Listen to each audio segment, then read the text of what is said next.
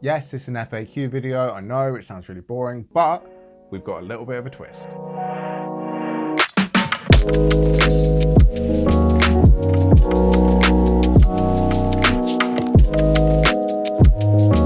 Hello everyone, and thank you for joining me on this pleasant evening. So today, we're going to talk about some problems that you've been having at home with your fermentations. This episode, we're going to focus strictly on yogurts, and we're going to focus on other subjects as this series progresses, but welcome to FAQs with Alistair.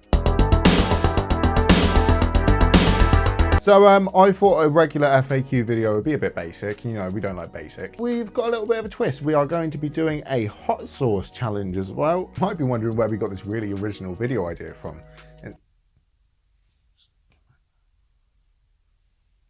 I just thought of it. I bought the wrong sauces, but you know, we'll move. So I've got 8 different sauces from 8 different places, and we're going to try them as the questions go. And I'm very excited for this one. I hate spice, so this will be good. Yeah, without further ado, I've got 8 of your questions, 8 of my sauces, 8 of these nuggets. So let's start with our first sauce, and this is California Habanero Hot Sauce. So this one's from the good old US of A. For all my American fans out there. Good start that I can't open it. Okay, so Ben Manville asks, how do you know if a yogurt is not safe to eat? Well, there's a few factors that go into that. Obviously, the first one is just give it a smell. If it doesn't smell right, it probably isn't right, so do not eat it. But the most clear and common sign that your yogurt has gone bad is a discoloration. This can be an orange or pinkish color that has formed into your yogurt starter. If you see this, do not try to revive your yogurt. Throw it away as it has contracted listeria. Now, listeria is really bad for you to eat, so do not eat it. Please do not salvage your yogurt starters. Just get a new one. It is not worth it. You could get very, very ill. Okay, on to the next one. We have Thailand Authentic Spice Pepper Sauce. Oh, if you're wondering where I got these sauces from, they're from the B&M. Because it seems like every Christmas, every shop has a hot sauce collection thing for their gift section. So I decided to pick one up this year. Yay! Opened it. Oh God. Oh no. I really don't like spice. I think I've realised that over my years. Yeah, this is Thailand pepper sauce. I hate this.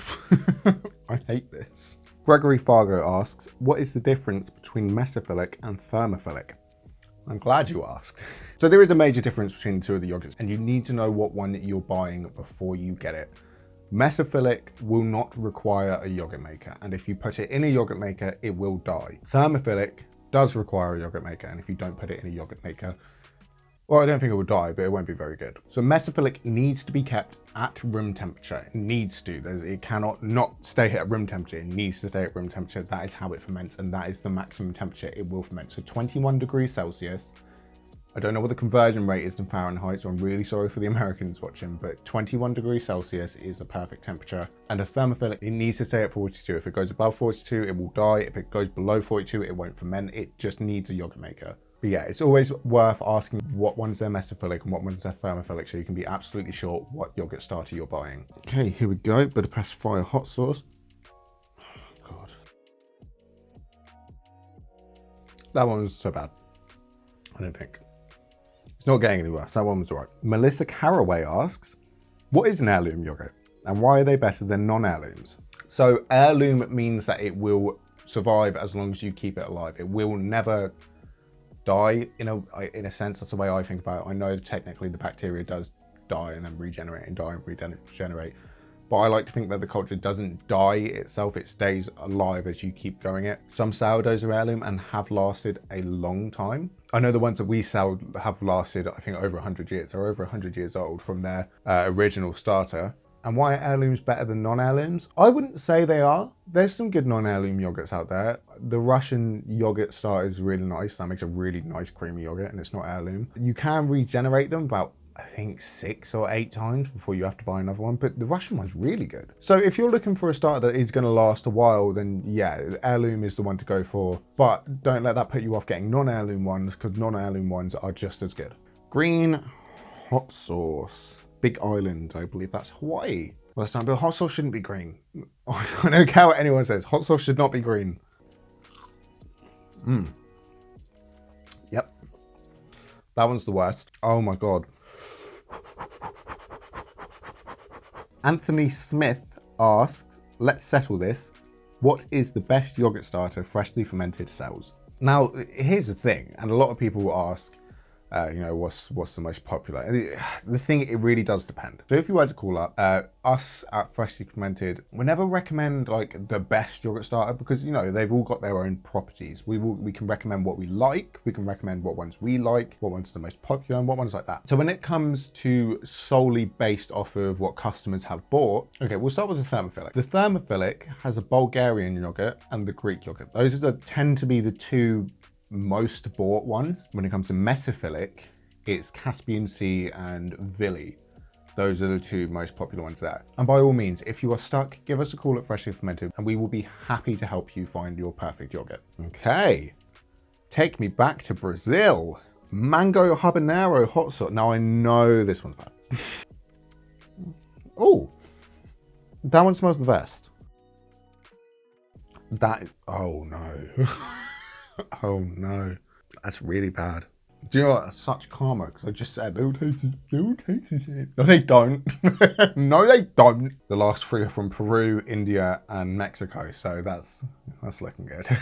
Winston Harrod asks, what is the best temperature to leave your yogurt starter at while it ferments? Mesophilic needs to stay at 21. Thermophilic needs to stay at 42. It needs to.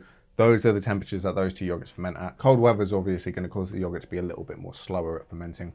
It will be absolutely fine. It needs to stay in the range, I'm going to say between 18 and 23. That's kind of your leeway. Don't get it any colder, don't get any warmer, keep it at that. So this is roasted chipotle hot sauce from Peru. I'm wondering if it does get hotter as it goes. I'm guessing it does, because it has been. That one smells amazing. Like, honestly, that one smells amazing. I love that. I really hope it's not spicy. Yeah, do you know what? This one looks like hot sauce as well. Oh my God, that's really hot.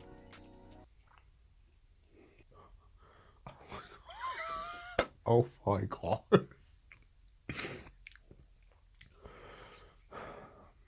I hate this. I hate this so much. That's so bad. Mary Charleston asks, why has my yogurt separated into curds and whey? Has it gone bad? No, your yogurt has not gone bad.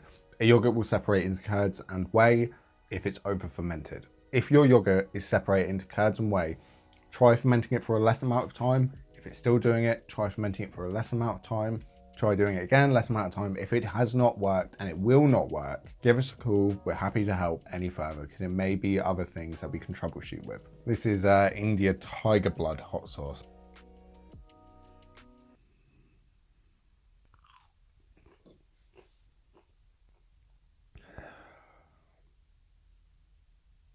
It's bearable. It's equal to the Chipotle one. How long will a yogurt last before it needs to be recultured? That's a good question. So a lot of people panic that if they're on the 7th day, they won't be able to reculture their yogurt. Just to let you know, you can. What we say is reculture it within 7 days. This is the ideal time you want to reculture it. And chances are you will reculture it in anyway, because you will probably go through that litre of yogurt in the first, few days. So the 7 days is our baseline. That's our kind of guaranteed. It should work. So it should work with confidence. If you're on day 8 or 9 and you still haven't recultured it and you're panicking that you might need to buy another one, it should be fine. 8 or 9 days should be fine. We can't guarantee it will be fine, but it should be fine. Anything longer than that is really your say. The chances of it working goes down by day. However, what I'd recommend personally is, say you're on day 11 and you don't know if it's gonna reculture or not, just give it a try. If it doesn't reculture, it doesn't reculture, you need to buy another yogurt starter. But if it does, you don't. So you kind of got a little to lose, if that makes sense. However, one baseline we do say, if it's over 2 weeks, it's gone. There's no point in even trying. If it's after 2 weeks, it's been left too long. Your yogurt is dead. I'm sorry. Okay, on to the final hot sauce. I like the bottle on this one. The bottle on this one's really cool. It's the best one out of all of them. Jalisco, Mexico, jalapeno, salsa verde, another green one, the last green one. Oh no. It smells like jalapeno. I feel like jalapenos has a really planty smell, a really earthy smell. Let's go all out. Last one.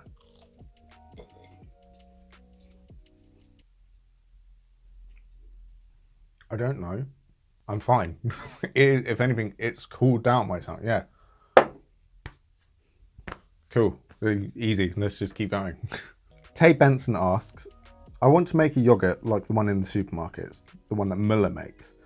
What is the best yogurt starter to buy for that? I can confirm to you that I believe Muller uses a Bulgarian yogurt starter, so one that will need a yogurt maker. If you're looking for a similar one in the yogurts, a Bulgarian is the one to go for. I genuinely thought that jalapeno one was going to be much worse. Thank you for watching the first FAQ video, really appreciate it. This one has been about yogurts. However, we're going to do some more. We're going to do some one about kombucha, kefir, all of that. So don't worry, your questions will be answered. Thank you for watching. If you did enjoy this video, please leave it a like. I really, really appreciate it. And if you never want to miss an episode of the Fermentation Show, hit the subscribe button with the bell icon so you get notified every time we post a video. And leave a comment. Tell us what questions you got about fermentation and we will answer them in an upcoming video. Thank you for watching. Happy sourcing. I'll see you next episode. Thank you very much.